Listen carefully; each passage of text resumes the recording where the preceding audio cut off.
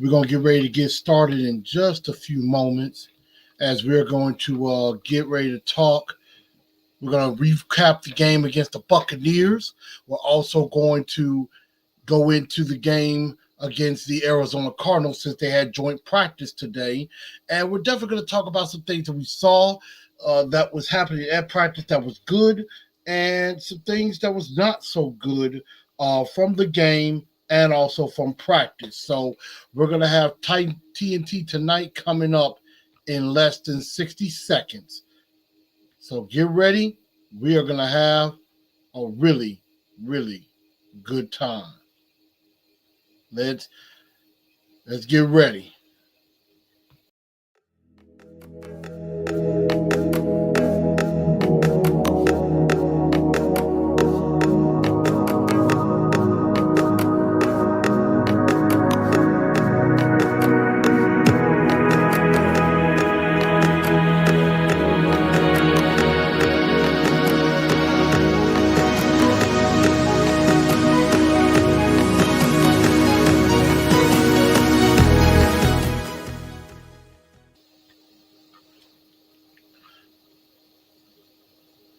What's going on, everybody?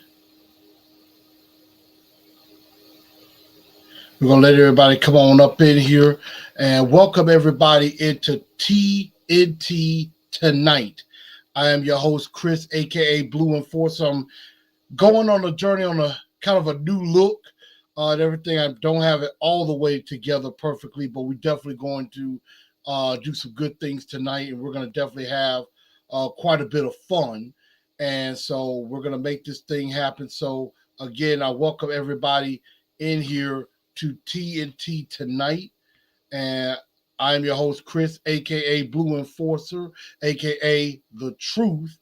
And we are going to have a really good time on this episode on this evening. So first thing I want y'all to do is make sure that you do share this show out. And you'll definitely share this show out. You can follow on Facebook at TNT Enforcers. You can also follow on Instagram at Titan_N_truth. And also on Twitter at TNT Blue Enforcer. And some, I know some other people are coming in here. We got a couple people in here. We got Aaron Jensen. Our Titan defense will be top 3. I definitely hope so. That's definitely the plan. We got Laurel, the Laurel Company, TNT Tighten Up. That's what's up. We got Derek Robinson here, a Blue Enforcer. Yes, indeed. What's going on with y'all? And make sure y'all do share this show out. You can definitely share it out on. You can share it out on Twitter, Instagram, Facebook, as well as um, on YouTube as well. So definitely make sure that you do share this show out. Getting close to 1,200 subscribers, still trying to get there. Make sure y'all help me out with that. Smash that like button. If you haven't already, hit that subscribe button as well. I guarantee you won't regret it. And it'll be great to have you on with us. So definitely go ahead and hit that subscribe button if you could. And definitely join in on the show.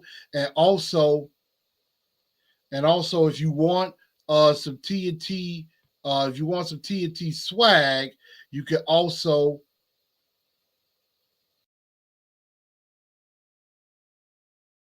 Like I said, it is a new system I'm working on, so bear with me on that. I'm trying to navigate through it, and it's not very easy to do with that. But if you also want some Titans of Truth swag, definitely get with me. On that.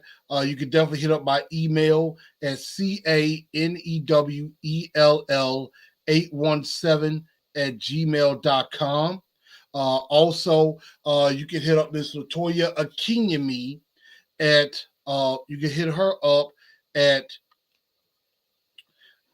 Queen Butterfly Tees. That's at Queen Butterfly Tees on Instagram, and also at queenbutterflytees@gmail.com as well for all of your t-shirt needs. And also, if you also want a TNT hat like the one that I'm wearing, and you'll see that in just a minute, you can hit up my friend at Out the Crib Customs at out_the_crib_customs on Instagram, and also outthecribcustoms.com. And again, if you need to get in touch with me, you can just go through CANEWELL817 at gmail.com. And also, you could definitely do it with me. I can definitely help you get a new shirt or a new hat. So TNT tonight here, and we're definitely going to talk about this game in further detail as we talk about what the good, the bad, and the downright ugly from this game against the Tampa Bay Buccaneers. And also, I forgot to mention, if you do podcast channels instead of YouTube, you can also check out on Spotify, on iHeartRadio, on Apple Podcasts, and Google Podcasts as well. Usually by the next day, I have those out. So you can definitely check out those channels to get all of your podcast needs as far as the episodes go. So definitely check us out there. And again, make sure you smash that like button, and also make sure you subscribe to the channel and hit that bell and hit all, so that way you know when any episodes are coming out, you'll know what's going on. So I see we got some people in here. Looks like we got a super chat for Derek Roberts. No reason, just showing love. Hey, I always appreciate you. I always appreciate you. And that's just that means a lot. So I couldn't say thank you enough for all of that. And so, as we get more people in here, we definitely definitely appreciate any love that's shown, anything that's shown on there. So Derek, thank you very much for the super chat. But getting into talking about this team, let's talk about this game between the Buccaneers and the Tennessee Titans, as the Tennessee Titans did defeat the Tampa Bay Buccaneers 13-3 to go to 1-1 on the preseason. And so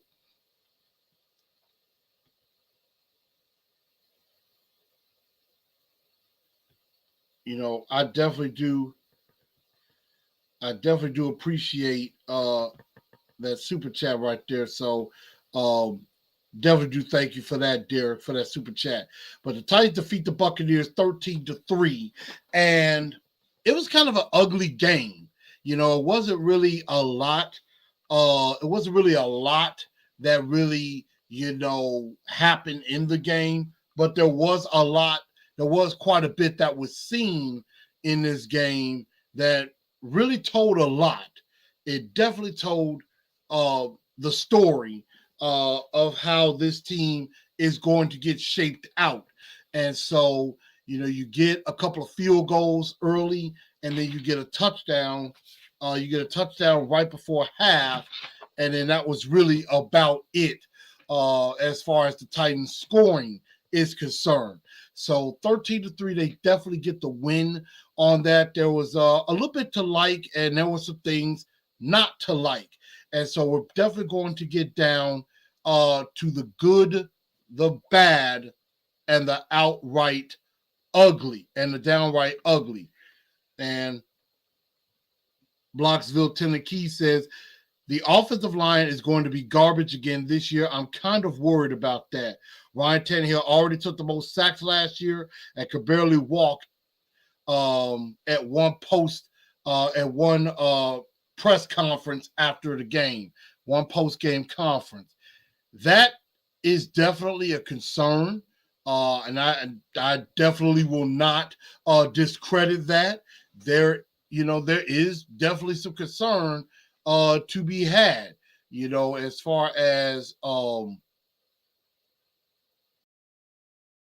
you know, the offensive line is definitely going to be a question.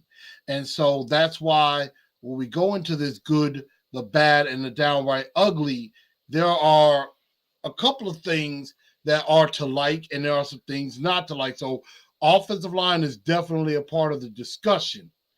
But the first thing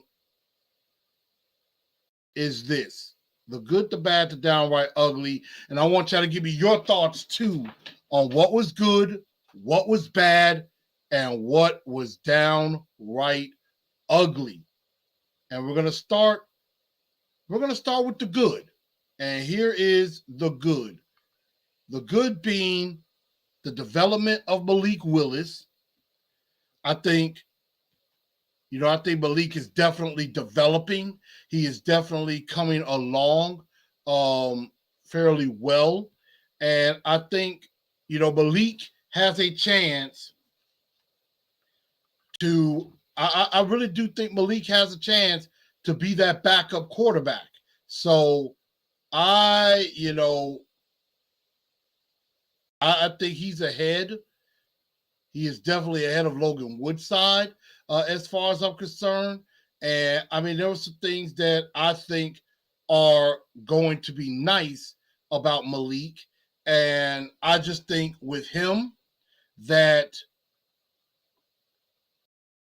it's going to take time. But I was kind of getting mad a little bit early in the game because I just thought, oh my goodness, Malik is, he's trying to tuck and run every chance he gets instead of staying in the pocket. Instead of staying in the pocket, trying to, go through his progressions and and try to make the right throw instead of just, when the pressure's there, he takes off and runs. But as the game went on, he got a little bit better with that. The touchdown pass to Chigakonkwo was excellent. That's the way he needs to do it. He went through his progression, went first read, second read, third read, found Chig, touchdown in the end zone. That's the way that is supposed to be done. That's the way it should happen. And, if he keeps doing that, he's going to get a lot better. And, we'll be talking about this later on in the show as far as practice is concerned. There were some good things about him from today's practice. So, I think he's taking a major step forward in his progression. So I definitely like that. Again, another good, Kyle Phillips. Kyle Phillips just continues to impress. He had a nice toe tap catch to go out of bounds. That was a first down catch. And actually had a couple of nice punt returns right there. And as I saw the big punt return for 35 yards, all I kept thinking is, there's our punt returner. There's our punt returner right there. I mean, there's no ifs, ands, or buts about it. And, it's over with. He's the punt returner. And that's pretty much academic at this point. Kyle Phillips is going to get quite a bit of action. He's definitely going to get quite a bit of action. And I like where he is trending. So definitely like Kyle Phillips. On the defensive side, I definitely like what I saw with Rashad Weaver and David Anini still making plays. Both of these cats had a sack apiece. Rashad Weaver had a big sack, almost nearly a safety of Kyle Trask. And then David Anini had a strip sack,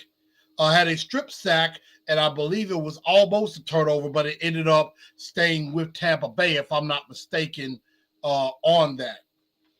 And so I, definitely loved what both of those guys were definitely doing. And we do have some breaking news that we definitely found out about, and that is this. The Tennessee Titans acquire safety Ugo Abadi from the Philadelphia Eagles. So they get this particular player at a 2024 seventh round pick in exchange for a 2024 sixth round pick for the Philadelphia Eagles. So they, the Tennessee Titans only give up they give up a 2024 sixth round pick, but they gain a seventh round pick from the Philadelphia Eagles. And I know I had a friend of mine who is an Eagles fan basically come at me talking about, so y'all got somebody out there can stop that can stop AJ Brown. And I'm thinking, dude, I'm not worried about AJ Brown. AJ Brown can be stopped. Yes, he's great. He's great, but he ain't invincible. We can take care of that. So, this guy, I could tell this for depth purposes. And with him being a safety, defensive back, we definitely have some issues. Excuse me. We definitely have, some issues we definitely have some issues in the defensive backfield behind our main six. And that is, you got Caleb Farley, you got Christian Fulton, you got Roger McCreary, you got Elijah Molden, Kevin Byard, Amani Hooker. Now, after that, there's a little bit of question as far as depth. So, I mean, I don't know. And now this guy, from what I've been hearing, of course, got traded has been traded twice in 10 days. So I don't know how much good this is going to be. Now, he's played sometimes as a slot corner, but also has played some safety as well. So I don't, him being traded twice in 10 days, I'm not really feeling too good about that. So that's the question. So, Derek, that was the answer right there. You're wondering who we traded for. That's who we traded for. Aaron just said the good being tight end play. I could definitely get with that, and we're going to get back on the good, the bad, and the downright ugly. So, again, the Tennessee Titans acquired defensive back Ugo Amadi, and they also acquire a 2024 seventh round pick, but they send a 2024 sixth round pick to the Philadelphia Eagles. So, I mean, hey, anything to help the defensive backfield, I'm okay with that. So we definitely have to get down with that. But to your comments, right quick. AZ Mick, as usual, showing up, tighten up. I feel you on that. Appreciate you.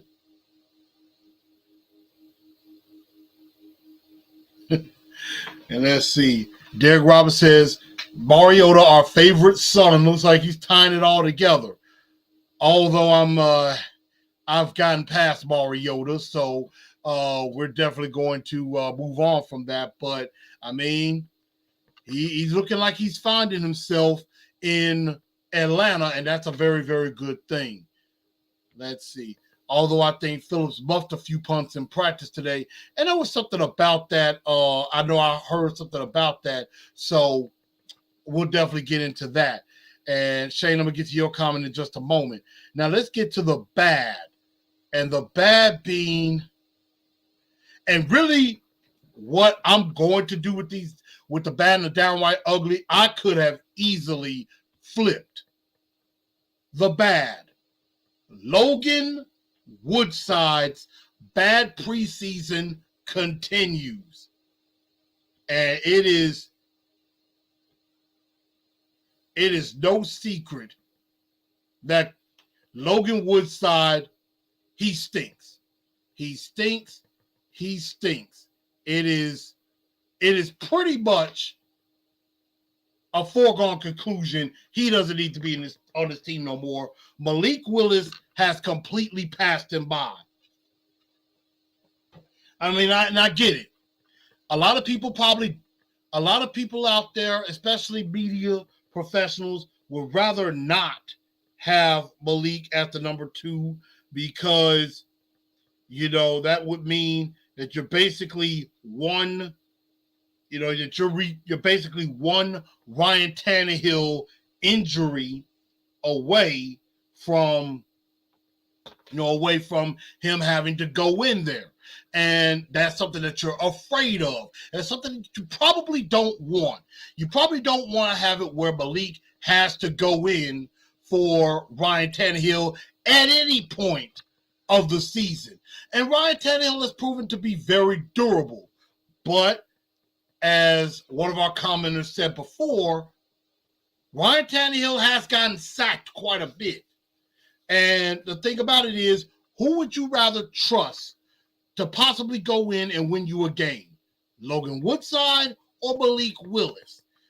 Now, Logan Woodside, yes, has been here for about 3 years. He has held off every possible backup quarterback that has come in, from Luke Falk, Deshaun Kaiser, Matt Barkley. A lot of these guys have come in. Cole McDonald, Trevor Siemian. Some of these guys who have come in here and tried to be the backup quarterback. Logan Woodside has held them off. But I think this is the year he can't hold off Malik Willis much at all. Malik, even though he has a lot of work to do,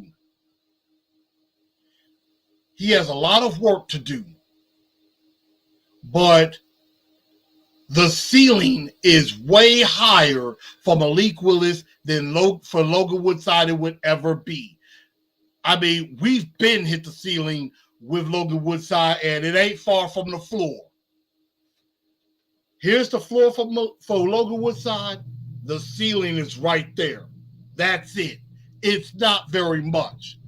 So with Malik, again, he has to continue to develop. He has to continue to, use his legs to extend the play, not necessarily bail out and run whenever a play breaks down. But with Malik, you bring a little bit of excitement. You bring a little bit of juice. He can extend plays. He can run. And that is something that defenses will have to try to prepare for. And it can kind of make defenses a little nervous. Logan Woodside ain't scaring nobody. That much is a fact. He ain't scaring nobody. Logan Woodside ain't scaring nobody. Look into my eyes. Nobody.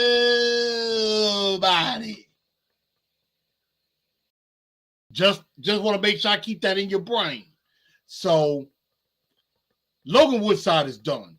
Another thing was just, Traylon Burks not being very much involved. Had one catch for 4 yards, and that's off of 3 targets. And then Logan Woodside tried to go to him, but he vastly underthrew the football. So I don't know why they're not trying to get Traylon Burks the ball early in games. It's like, they don't start him. They start Nick Westbrook-Akina, and I believe Racing McMath was starting. And, they bring in Burks later in the game, and he's playing the second half with Woodside. So I don't know what's going on with this situation with Burks, but I think the key is, does Burks have continuity with Tannehill? That's going to be the question. And, I think Burks left practice a little early today, so I'm not sure what's going on with him. Hopefully it's nothing serious or anything bad, but we're definitely going to find out. Shane says, do you think it's possible they're telling the QBs to not look Burks' way too much and just want to see how his conditioning is the whole game and how he can block? That is a very, very interesting way of looking at it. It could be possible that, trying to see how he gets through an entire game and maybe not put too much on him and bring him along slowly. And I mean, that could be something there, but I don't know if I'm reading too much into that, really, because Burks needs to get the ball in his hands, and he makes plays happen when the ball is in his hands. And so I'm disappointed. I don't know if it's that he's not getting open. I think there were a couple plays where he was open and either Malik missed him or like Logan underthrew him. So that's something that could be, something there we're definitely going to find out as time go on, because definitely in week 1 we're going to find out a lot when it comes to Traylon Burks. Herman Burns from the H down there, down south, says, I'm in the house. What's up, man? Good to have you. Now, Shane says, keep Woodside as one of the 4 protector on the practice squad. Now, obviously, he would have to make it through waivers first, which he would. I don't see why anybody else would want him at all. Let's see. Derek says he is a practice quarterback, in my opinion. And I agree with that. And I definitely agree with that. So, let's see. Blocksville Tennessee says, I heard from Broadway Sports, Woodside is dating one of the owner's family members.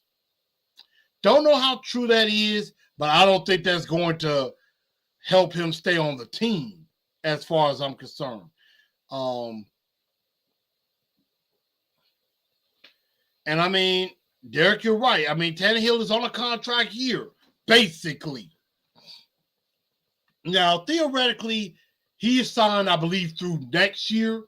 But after this season, the Titans have a way out of the Ryan Tannehill contract if they want to, and he would only, I think, would be like $9 million in dead cap, but we would save nearly $30 million if we let go of Ryan Tannehill.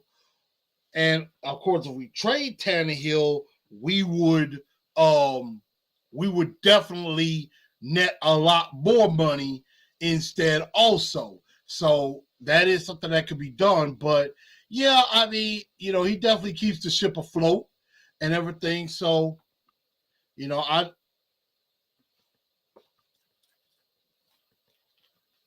so I don't really, I don't foresee Tannehill going anywhere just yet. Next season could be a whole different story. So let's see. Power Hour, what's going on with you? And I know the Power Hour, I know Mr. Bishop is joining up with Titan on the Titan Upload Network. Definitely congrats to him. I feel the relationship between Burks and the quarterbacks differ a lot. At the moment, it seems Tannehill and Burks are more on the same link right now. And I have seen in some practices where it does seem like Burks and Tannehill are more on the same page than Burks and Malik or anything like that, if that does make sense. Shay said, wouldn't it be funny, though, in the contract year, Tannehill throws for 4,232 TDs? It would definitely make a decision a little bit tougher, but not only that, you have Malik Willis waiting in the wings. You also,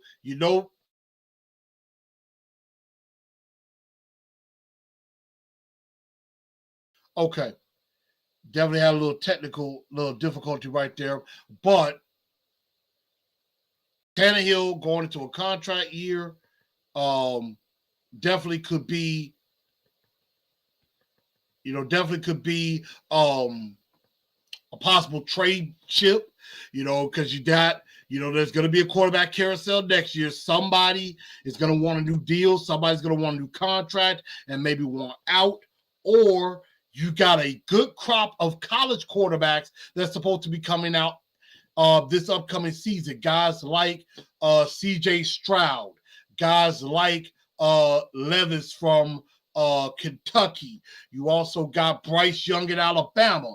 So you got a couple of possibly good quarterbacks that are coming out, that are going to be coming out from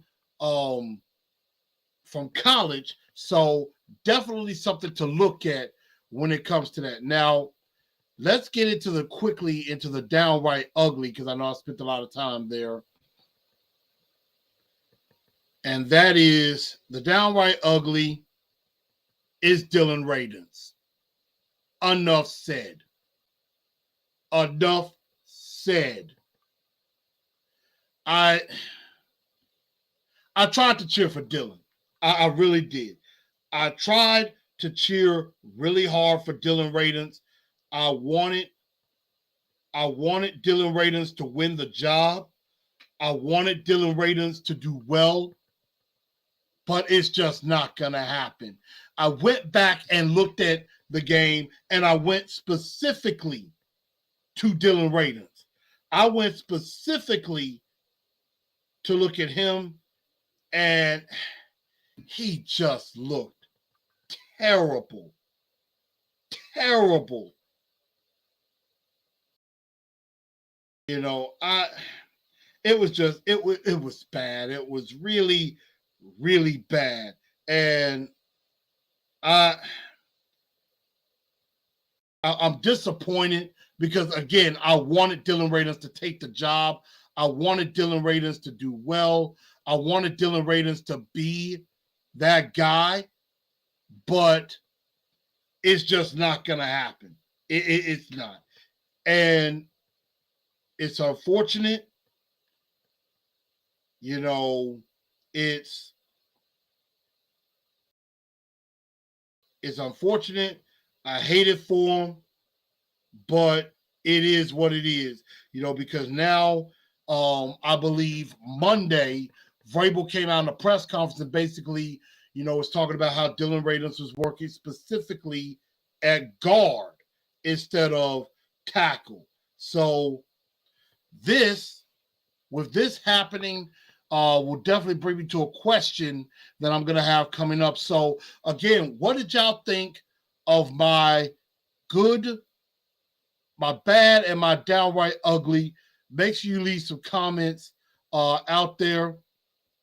Let me know what y'all think. Am I right or am I wrong?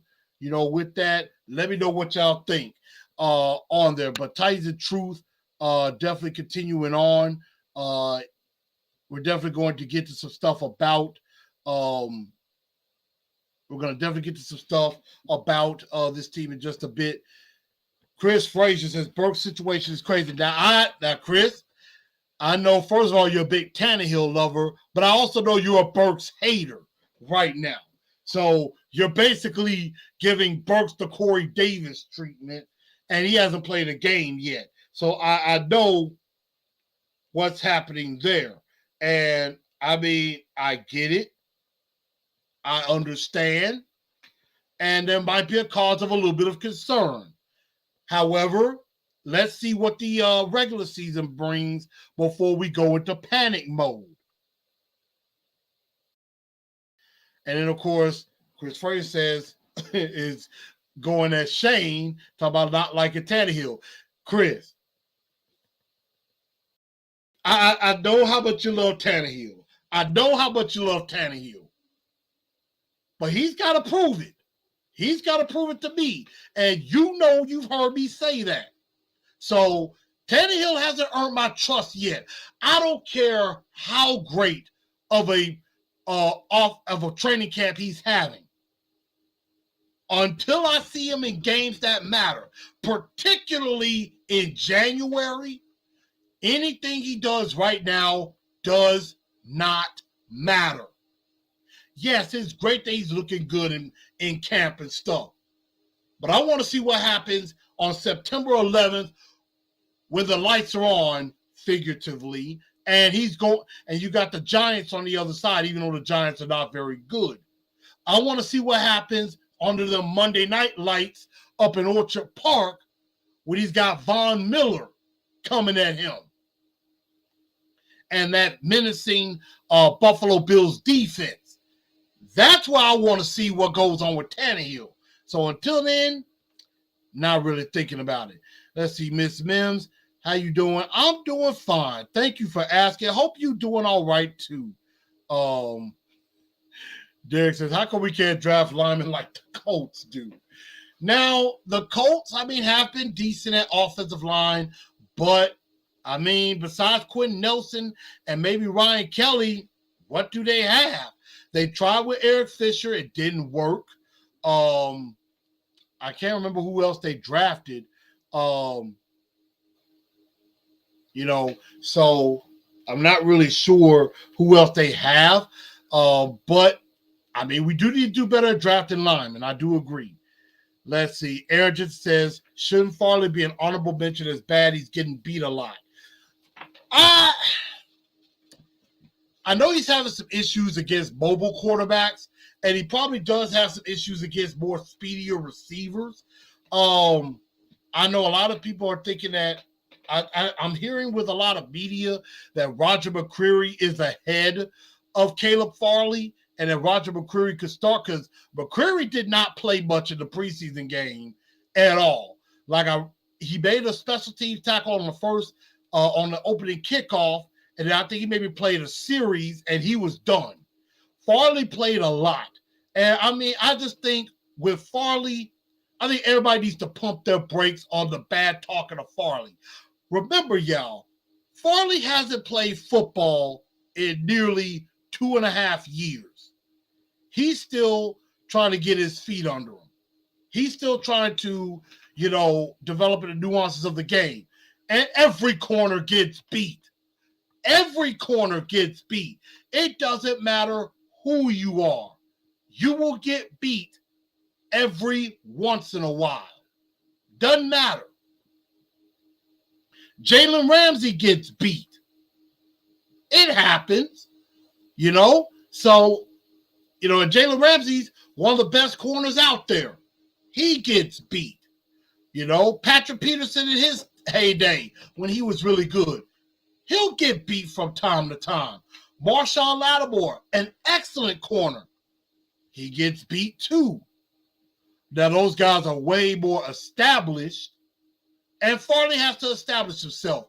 I think he's going to learn as time goes on. So, I mean, when he got beat by Scotty Miller on one rep, even though it was overthrown, I didn't like that, but hey, he didn't catch the ball.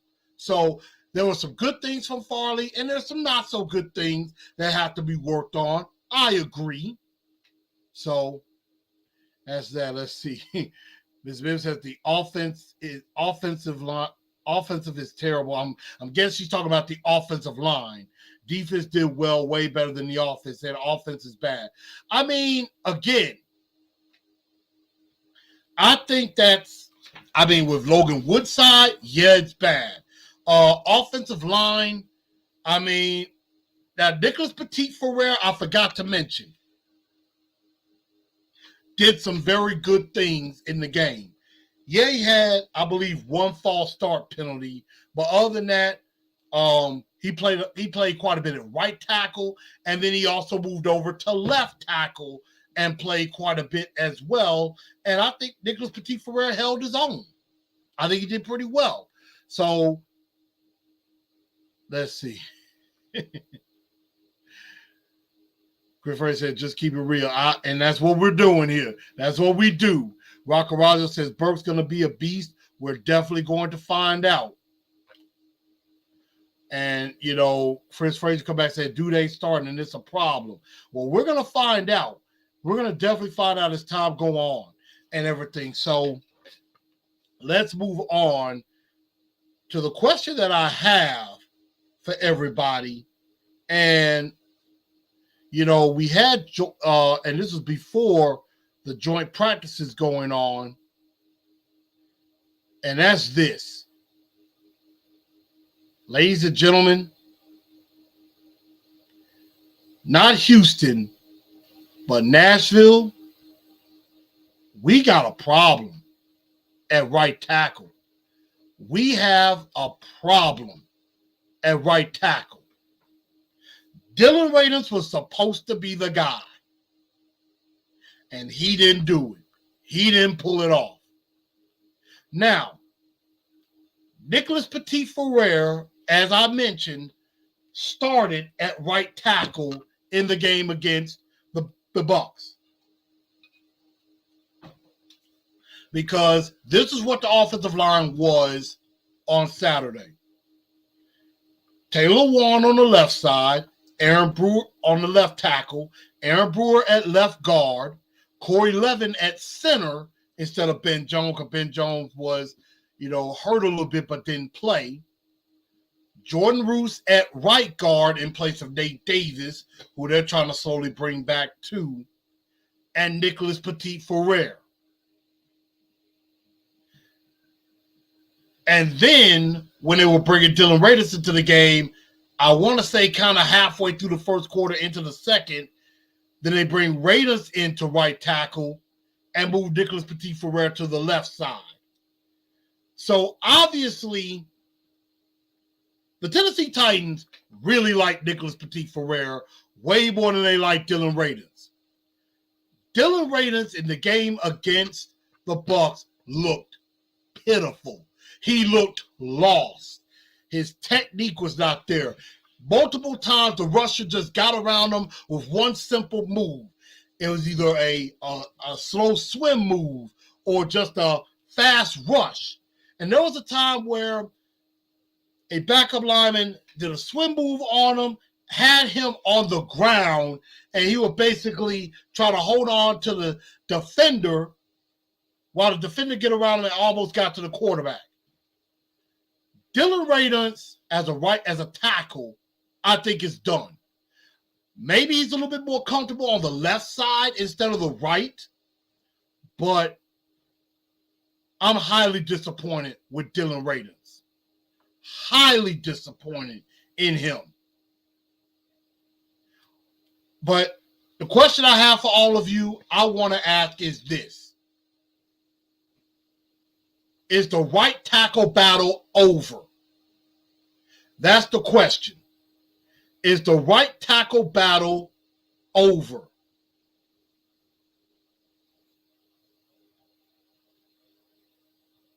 That's what I want to know.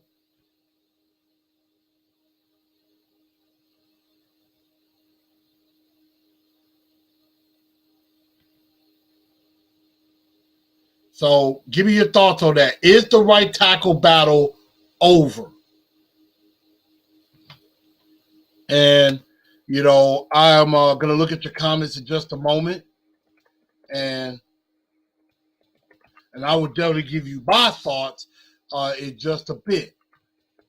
So hopefully everybody's doing good and everything. So we're going to keep this show moving on as we get towards the end. But is the right tackle battle over? That's the question. Chris Fraser says Nicholas wins. Derek Roberts says yes. Chris Fraser says Nicholas wins. Let's see. AZ Big says it's over. And that is, again, that's the question. Aaron Jensen says J-Rob will shop. And I probably wouldn't be shocked if he does. Drumstar comes in and says Raiders isn't even a good backup offensive tackle.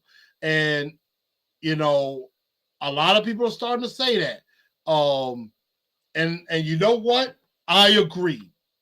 I think the right tackle battle is over. It's over. NPF wins. And I know, and Buck Rising was saying this on his show, and some others were saying it, Teron Davenport. There's still some work and some development and some refinement to do with Nicholas Petit-Frere.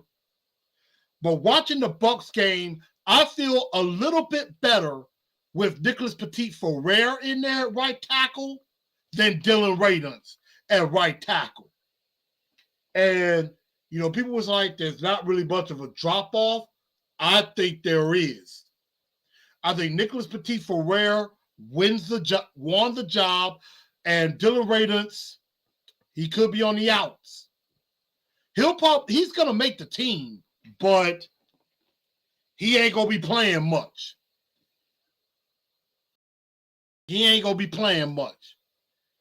Drumstar says J-Rob needs to trade for Andre Dillard in Philly. Now, that's something that could have been done. That's something that could have been done a while back. I don't know if he's available. So I don't know if he's available for, trade. Now, I did see something about the New England Patriots possibly talking to teams about Isaiah Wynn, a tackle that is there. So I have seen that the Patriots, as of a couple of days ago, have talked to teams about Isaiah Wynn. And so, obviously, from what I've been seeing, he's missed a lot of games.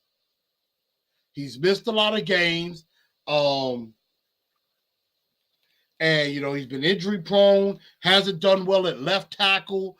So they tried to switch him to right. And so I don't know if Andre Dillard or Isaiah Wynn is available. I'm pretty sure J-Rob is probably going to take a look at that. He is probably going to, exhaust all options to try to see what he can do as far as at this tackle position, if he's not 100% sold on Nicholas Petit-Frere. But I think you give Nicholas Petit-Frere a chance. Let's see how he looks, and we definitely go from there. But I'm with all of y'all. The right tackle battle is over. It's over. And it's not even a question. And so another question I have. New punter? Could we be on the verge of a new punter? And, today at practice, he was, Ryan Stonehouse and Brett Kern. You would not think this was a battle, but from Corey Curtis and from Jonathan Hutton and from all the media, this is a real battle for the punting spot. This is a real battle that's going on. A real battle. Landon Webb says, I made it for a little bit. Hey, I'm glad you're here. And let's see, Shay said, do you want us to keep both punters so the Colts can't snag one? Now, today the Colts signed a new punter, Matt Hawk. I believe they did that today. So, it's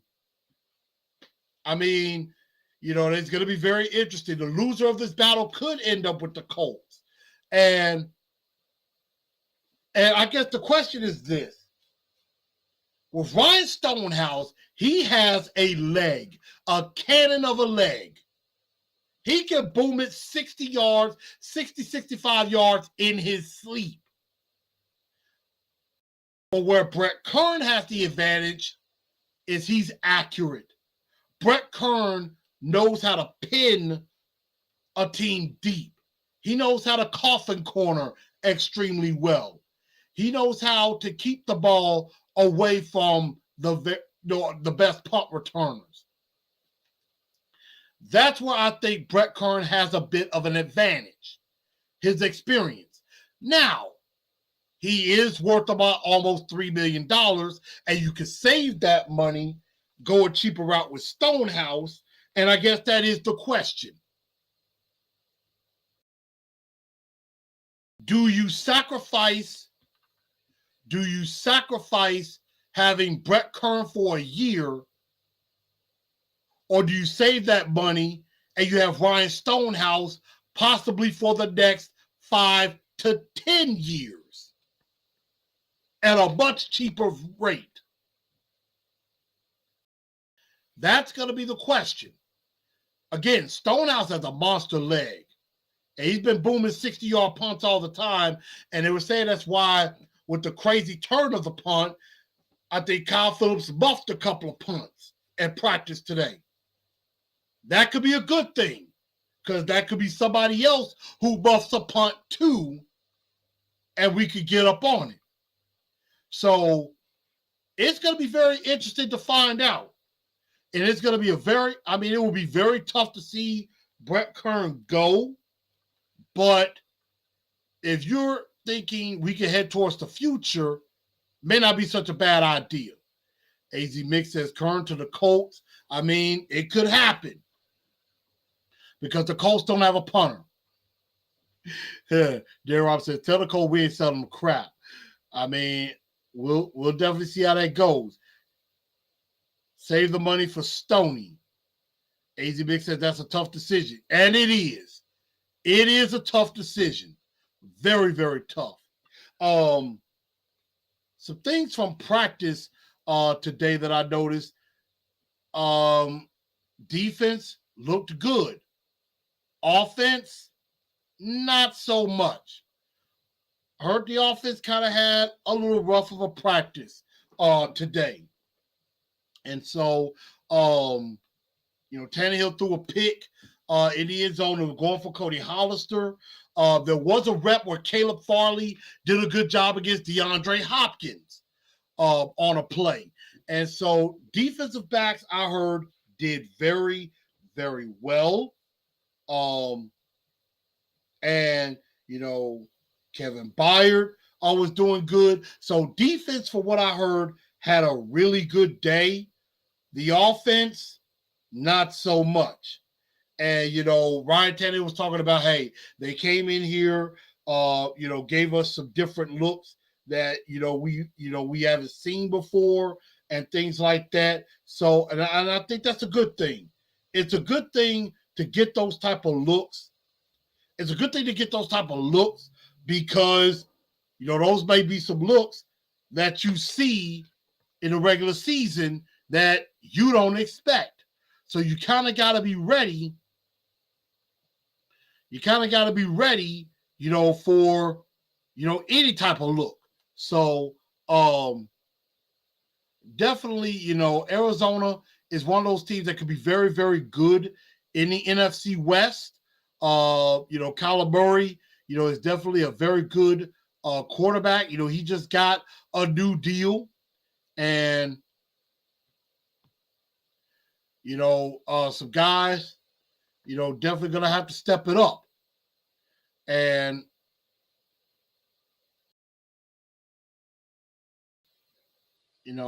so that's something there. I mean, it was definitely very inconsistent.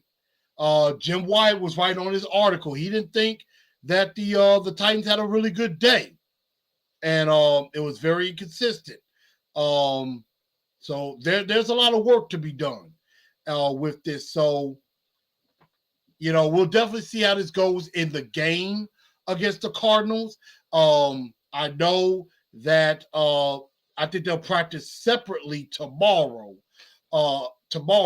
And you got the game on Saturday and everything. So we'll definitely try to see. I don't expect a lot of starters to play in this last game because this is the last one. This was probably one of the last big practices of the year.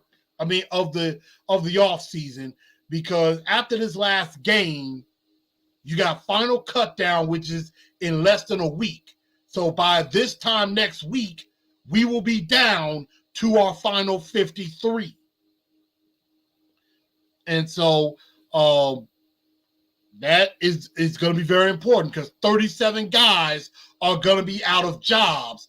And, probably another 16 will get put back on the practice squad, but you'll be down to your 53. And then from there, you dress 46 for game day. Let's see. Landon says our offense just needs to play well enough to give us a shot. True. Derek Roberts says last preseason game is dangerous to play starters, people playing for jobs. And that's why I don't think a lot of starters are going to play in this game. And Landon, I'm with you. The defense is probably going to have to carry the offense. That much is a fact. Defense will have to carry the offense. And that's pretty much how that's going to be done. So, didn't really get a lot of good thoughts coming from today's practice, but I think we'll see how the game goes along. And then, of course, in a couple of weeks' time, we'll be getting ready for kickoff, as kickoff is nearly upon us. We have a little over 2.5 weeks until game 1 at Nissan Stadium against the New York Giants. And I will be there. I will definitely be there for that. So, everybody, I think that's going to just about do it for the show. Let's see. Let's see. Next week, I'll have me a shut your pie hole moment since it is the last week of August and everything, because that'll be the 31st. So, got one more day in August. Enjoyed my birthday month. Thank you for everybody who said happy birthday to me. I definitely appreciate that. Y'all are the best. Again, if y'all want to if you still want to get me a birthday present, hey, super chats are appreciative. Any donations, Cash App, $ Blue Enforcer. That's me too. So definitely be on the lookout for that. Watch parties this year. Yes, I will be still doing watch parties. I will still be doing watch parties this upcoming season with in conjunction with the Titans fan club of Memphis here in Memphis. I will be broadcasting live from a restaurant by the name of El Toro Loco on Sundays when I'm not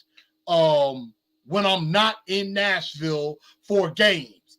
So let's see, Derek Roberts. Happy belated birthday. Thank you for the super chat again, Derek. You be bringing it. All of y'all be bringing it. I definitely appreciate that so very much. You don't know how much that means to me. It really does. Thank you so much for that. But yes, watch parties are going to happen. They will be definitely going forward. And I may end up having a guest with me at times.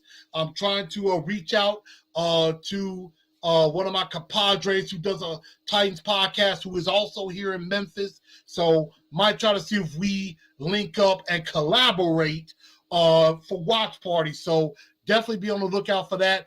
And I'm also going to have a possible I may possibly have a big announcement next week.